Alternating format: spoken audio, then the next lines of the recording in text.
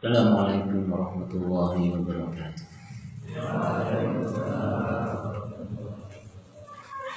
Alhamdulillah wassalatu wassalamu ala Rasulillah wa ala alihi wa sahbihi wa man wala. Kita buka Quran surat Al-An'am ayat 146.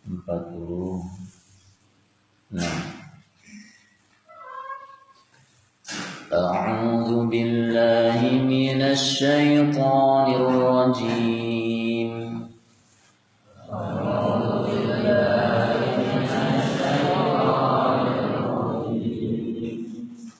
وعلى الذين هادوا حرمنا كل ذي ظفر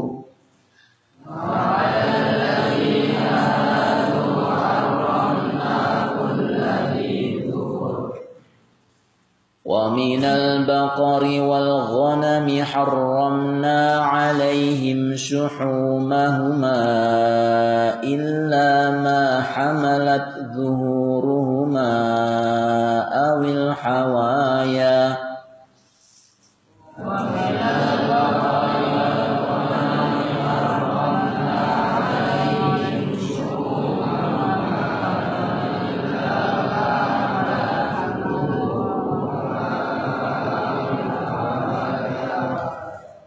إلا ما حملت ظهورهما أو الحوايا أو ما اختلط بعظم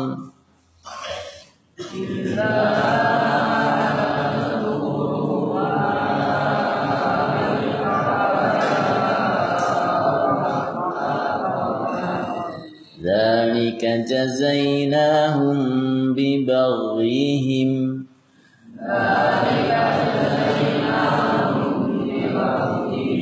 وإنا لصادقون.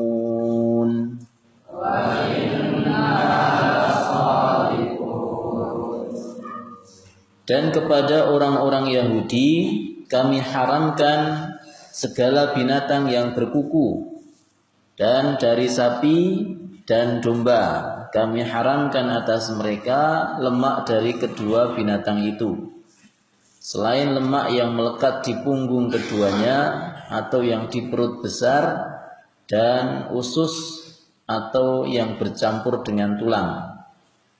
Demikianlah kami hukum mereka disebabkan kedurhakaan mereka, dan sesungguhnya kami adalah maha besar. Sesungguhnya kami adalah maha benar. Ikhwah rahimakumullah. Setelah pada ayat sebelumnya Allah Subhanahu wa taala menerangkan tentang 4 makanan yang haram dikonsumsi oleh umat Islam, yaitu pertama adalah bangkai atau hewan yang mati dengan sendirinya tanpa disembelih dengan cara syar'i. Kemudian yang kedua adalah darah yang mengalir, baik itu berasal dari luka seekor binatang atau dari hasil disembelihnya suatu binatang. Kemudian yang ketiga adalah hewan babi dengan segala peranakannya, dengan segala bagian dari tubuhnya, entah itu daging, kulit, ataupun lemak dan sebagainya. Dan yang terakhir adalah hewan yang disembelih untuk selain Allah, hewan yang aslinya halal tapi disembelih untuk selain Allah, untuk berhala, untuk sesajen, maka ini haram dikonsumsi oleh umat Islam. Itu pun masih diberikan perkecualian, yaitu bagi siapa yang tidak ada minat, tidak ada keinginan untuk memakannya, dan karena terpaksa jika tidak makan maka akan membahayakan nyawanya, maka itu menjadi boleh.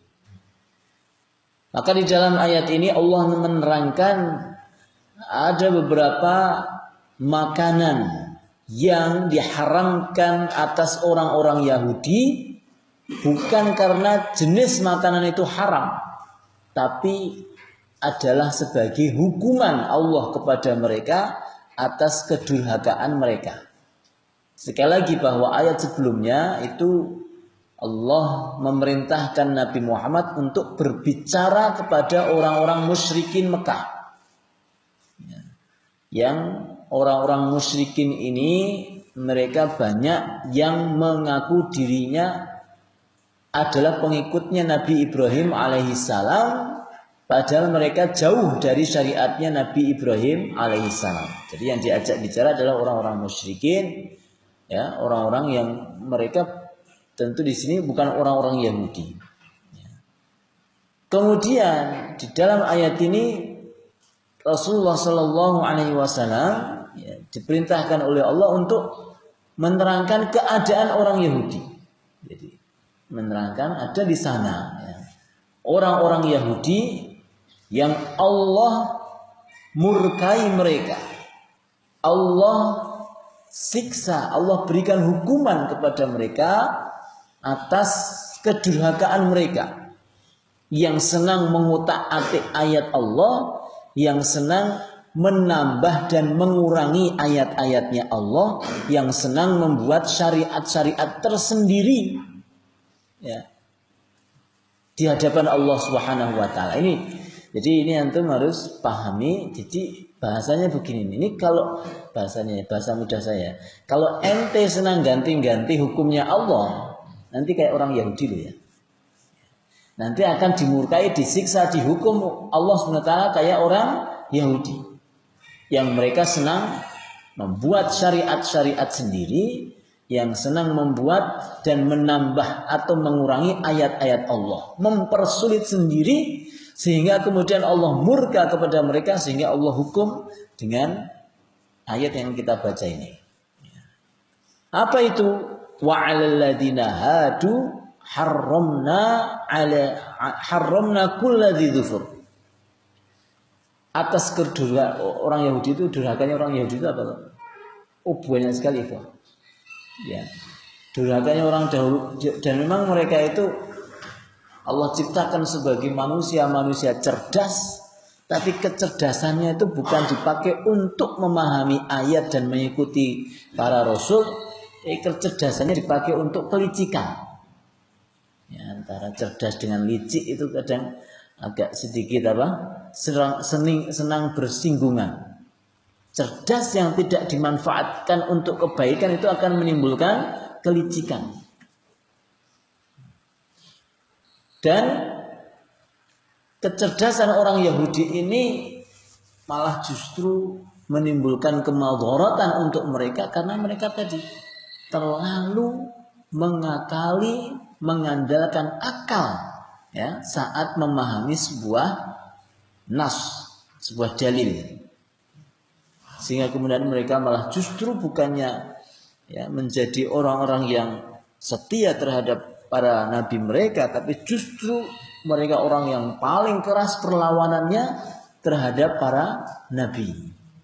Sampai-sampai bukan hanya mereka itu menentang dakwahnya Nabi, tapi sampai merubah-rubah ayat-ayat yang dibawa oleh para nabi, dan pada ujungnya mereka senang membunuh para nabi.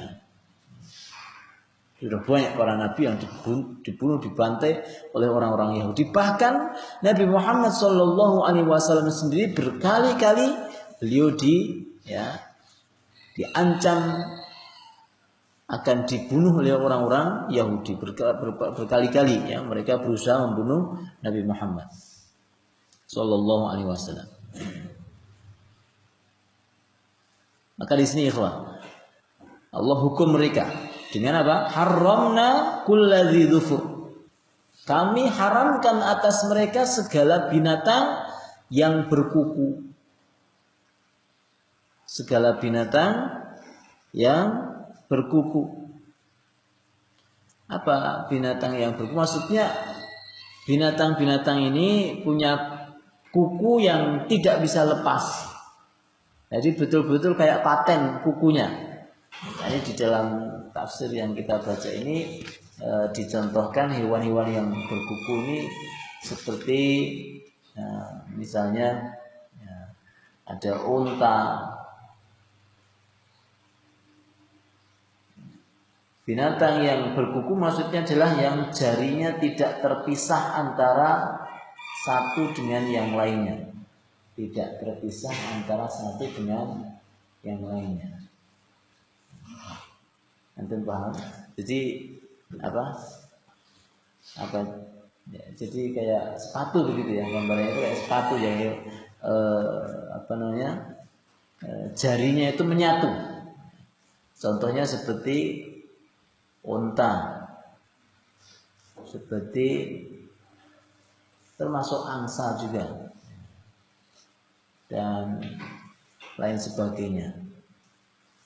Jadi hewan-hewan yang jarinya tidak pernah terpisah antara yang satu dengan yang lain. Kalau jari kita ini kan terpisah begini ya.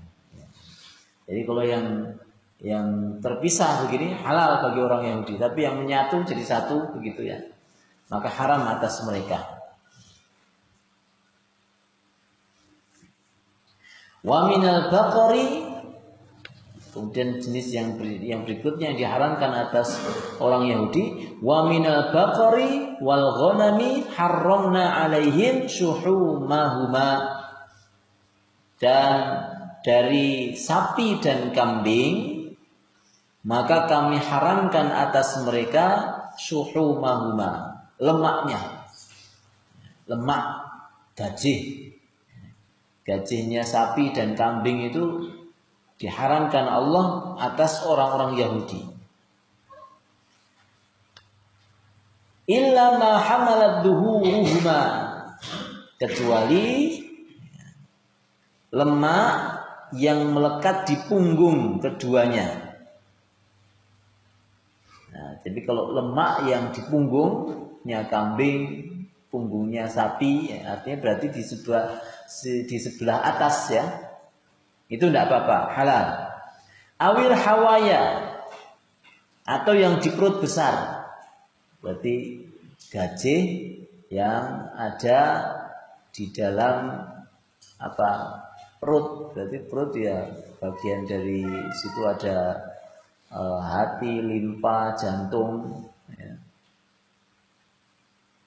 Pokoknya ini bagian dalam ini apa nyebutnya, di dalam perutnya itu boleh. Awil hawaya au makhtalata bi'azm, atau yang bercampur dengan tulang. Artinya ini lemak yang bercampur dengan tulang ini boleh bagi mereka. Sebegitu rumitnya, karena memang Allah memberikan hukuman kepada mereka, sehingga di dalam masalah makanan itu Allah perumit mereka, karena mereka sendiri mempersulit sendiri. Orang Yahudi, coba ingat ketika orang Yahudi diperintahkan oleh Nabi Musa alaihi salam untuk mencari sapi. Ini kenapa surat Al-Baqarah dinamai dengan surat sapi ya, itu karena peristiwa ini. Sampai-sampai Allah jadikan nama satu surat yang paling panjang di dalam Al-Quran ini menceritakan tentang kisah bagaimana orang-orang Yahudi itu mempersulit sendiri saat mau menjalankan perintah Allah Subhanahu wa ta'ala. Disuruh mencari sapi, tapi mereka malah mempersulit sendiri. Sapi yang bagaimana, yang warnanya apa, yang digunakan untuk apa, yang umurnya berapa. Sehingga kemudian Allah menjawab ya, pertanyaan-pertanyaan mereka, sehingga pada akhirnya hampir saja mereka tidak menemukan sapi yang dimaksud. Karena banyaknya pertanyaan mereka, kakean takon. Orang kalau kebanyakan tanya itu pasti akan sulit sendiri. Makanya di dalam Al-Quran dilarang kebanyakan tanya yang justru nanti akan mempersulit kita. Wala tas'alu an asya'a in tubdalakum tasukkum. Jangan banyak tanya yang kalau nanti akan diterangkan justru akan menyulitkanmu. Maka di sini coba nih, yang boleh di dalam hewan sapi dan sapi dan kambing itu adalah lemak yang ada di punggung dan di perut besar, di usus, kemudian lemak yang bercampur dengan tulang. Selain itu lemaknya nggak boleh. Padahal ya sama-sama lemak. Allah hukum mereka, orang-orang Yahudi. Dzalika jazainahum bibaghihim. Ini. Itu kami hukum mereka disebabkan kedurhakaan mereka, Allah hukum dengan cara mengharamkan segala sesuatu yang pada aslinya halal. Ya, untuk umat yang lain halal, tapi untuk manusia-manusia durhaka itu Allah haramkan benda-benda ini. Kalau untuk kita tentu syariat kita berbeda. Allah Subhanahu wa taala halalkan segala bagian yang ada di dalam unta, sapi, kambing, semuanya ya, semua di dalamnya halal kecuali kotorannya ya. Semua yang ada dalamnya halal. Jeruannya, waktu saya mau bilang jeruan dari tadi kok susah ya.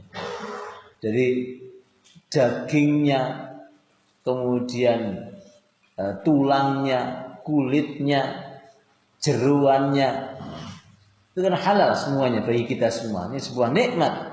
Ya Allah Subhanahu wa taala berikan kepada kita semua banyak makanan-makanan yang halal yang ada di sekitar kita. Sampai-sampai saking kreatifnya orang Indonesia itu semua bagian dari hewan itu dimakan semuanya. Yang kalau di luar sana jeruan itu dibuang. Saya itu dulu waktu haji itu lihat ya bagaimana nyembelih kambing. Kalau nyembelih kambing potong langsung kulitnya tarik, soat itu. Karena memang saking ahlinya, soat. Kemudian masukkan di plastik besar, kemudian jeruannya soat, langsung buang. Jadi yang dimakan betul-betul cuma daging tok. Ya, itu kalau orang-orang Arab seperti itu. Kalau kita, apa aja semuanya dihajar semua. Ya. Sampai kadang-kala ada makanan apa namanya, ya sampai tulang-tulang aja bisa digunakan. Ya. Bakso itu kan kuahnya dicampur dengan tulang supaya enak katanya.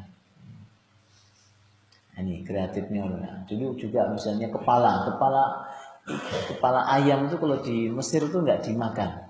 Ya. Kepala ayam kalau di Mesir itu dikasih untuk kucing. Nah, akhirnya apa? Harganya murah. Itu cuma makanan kucing. Nah, ini kesempatan besar bagi kita yang mahasiswa Mesir saat itu. Nah, jadi kalau kita mau cari lauk yang murah, cari apa? Kepala ayam. Saya pernah beli kepala ayam yang banyak ya. Kan 9 kilo, saya minta 2 kilo. Mereka heran.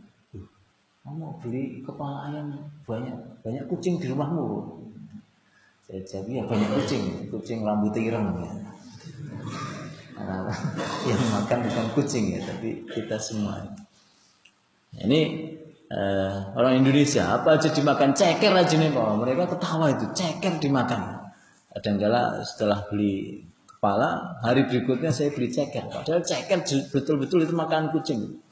Di ceker berapa? 1 kilo, 2 kilo. Wah, kagetlah teman. Loh, kucingmu berapa di rumah? Kucing menungso ya, manusia. Halal. Nah, itu halal semua. Yang haram adalah darahnya ya. Darah, kotoran ya tentu segala sesuatu yang membahayakan tubuh diharamkan atas kita. Kulitnya halal. Dzalika jazainahum bibaghihim.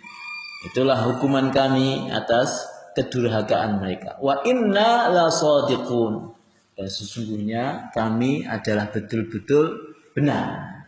Maksudnya Allah Subhanahu wa taala menyampaikan hal ini dengan penuh kebenaran.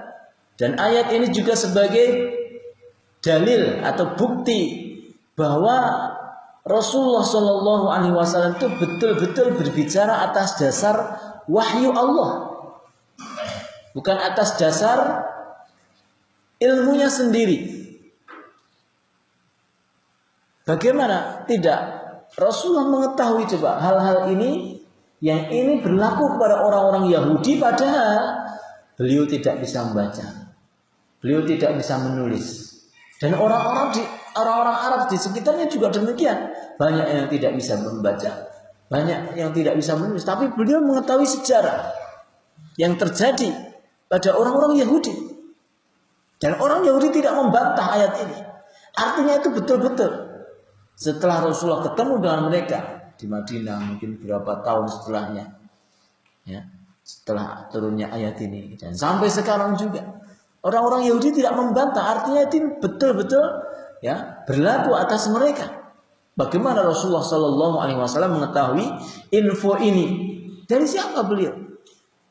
Dari siapa beliau mendapatkan info ini kalau bukan dari Allah Subhanahu Wa Taala langsung? Beliau tidak memiliki guru. Beliau tidak memiliki teman Yahudi, beliau tidak memiliki tetangga siapa, enggak ada. Beliau tidak bisa membaca kitab-kitab mereka, tidak bisa menemukan kitab suci yang Allah turunkan kepada mereka, Taurat dan Injil. Apalagi kitab sucinya itu sudah dirubah-rubah oleh mereka.